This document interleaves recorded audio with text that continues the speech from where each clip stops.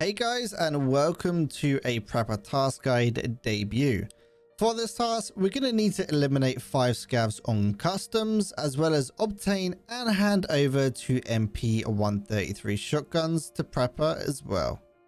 Don't forget to leave a like on this video if you find this guide useful. So we are going to start off with the shotguns. So just to take note, the shotguns do not have to be fine in raid, but they have to be in a usable condition. Which basically means if the gun is red like this, it is not in a usable condition. It does need to be fully normal colored like so. So there are a few ways of actually getting these shotguns. One of the ways is if you have completed Jaeger and actually unlocked him at tier 1, you can buy the shotguns outright from him for 23k. You can also, if you are lucky, head over to our man Fence over here and you can buy the 133s directly from him. I must admit they do sell out an awful lot of the time. As you can see, there are 153s as well as 155s, not many 133s. Just click the refresh button at the top here next to Fence's name. It does refresh it, which does mean that you have the ability to buy the shotguns directly from Fence. It doesn't matter what the durability is either. He just basically needs them. So there is 3 weapon boxes that it can spawn in out in the world as well. The 5x2 weapon box, which is just like the skinny little crate, a giant 5x5 weapon box, which is a giant green crate, and then a 6x3 weapon box, which is a big long crate. So you do actually need to go to customs to kill scavs, so you can basically do both of the items in one go. Get your 5 scav kills whilst looting the scavs for the 133s.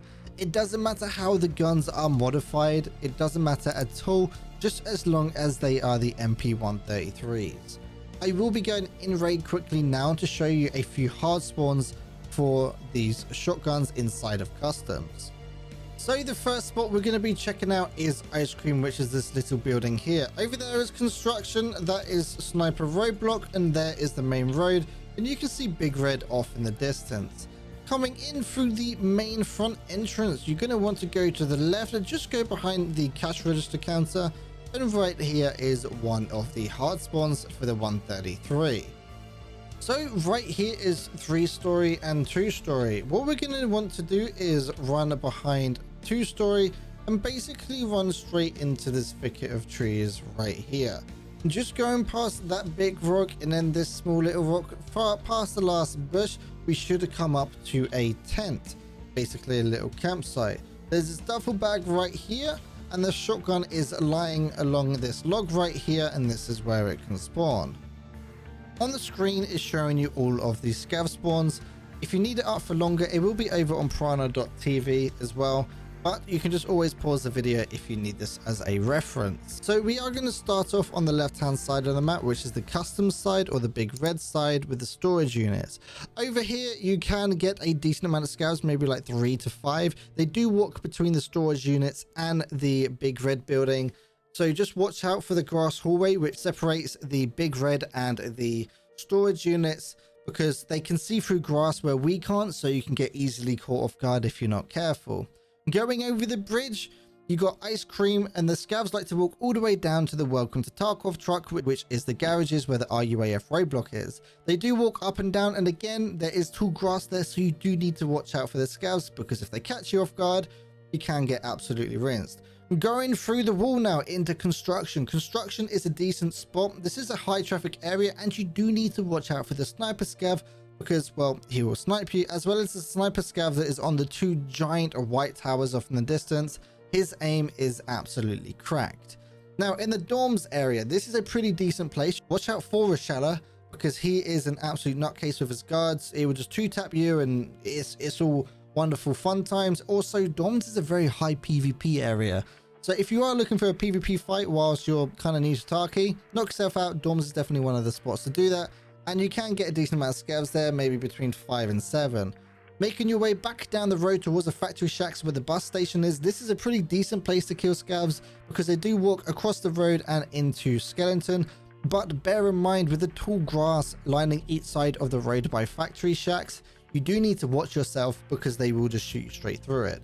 Making our way downtown, walking fast into the fortress, This is another spot where Reshala can spawn, so you do need to watch yourself. The fortress is pretty good because it's quite a center of a map, so you might be able to hear some shots and tell where players are, so you can move accordingly to that. But here you can get around about 3 to 5 scavs. Now, new gas station is a pretty decent spot. It's the final spawn on our list for Reshala, so you do need to watch yourself there. And the scavs are inside the building. You might, if you're going to be coming from the customs side, like the dorm side, into the new gas station, you do need to watch yourself for the glass, because the scavs can see through that without an issue, where you will have an issue looking through. And they do lurk all around this area as well. Making our way over to the military base checkpoint. This is a pretty decent place, but you do need to watch out for Sniper Scav, which is on top of the Sniper Scav building and on top of the checkpoint, because he is absolutely cracked and he will shoot you through the windows, and he will see you before you see him kind of situation. Going through the 2 holes in the wall, you have a choice of going right towards the cranes or left towards the admin area, at the admin gate and the boiler side. If you were to go to the boiler side, you can get around about 3 to 5 scavs. If you are going to turn right and go towards the crane area, now this place is really good for scavs. I've had it where I've got 7 to 10 scavs in this place alone to get these kills. And then finally making your way down to the old gas station. This is also a decent place to get scavs. You round about 3 to 5 scavs. Not a lot, but they are quite consistent if someone already hasn't hit them. If you are struggling with this task, or just in general wanting to find people to play with, head over to piranha.tv/discord. We do have a decently large looking for group community, as well as a Sherpa system, so if you just need a bit more help than normal, then we are there to help you. Hopefully you guys found this guide useful. If you did, don't forget to leave a like and subscribe, or possibly consider joining the channel membership, where you can unlock early videos as well as a few custom rewards. Don't forget to check out Piranha.tv as well. That's a one-stop shop for all of your guides, tasks, keys, all those kind of things in one location. Hopefully you guys found this guide useful, and I'll see you in the next video. And a big thank you to all of my Patreons supporting me over on patreon.com/PiranhaTV. And a big thank you to Beansy and Freddy. Without this kind of support, I wouldn't be able to do what I do.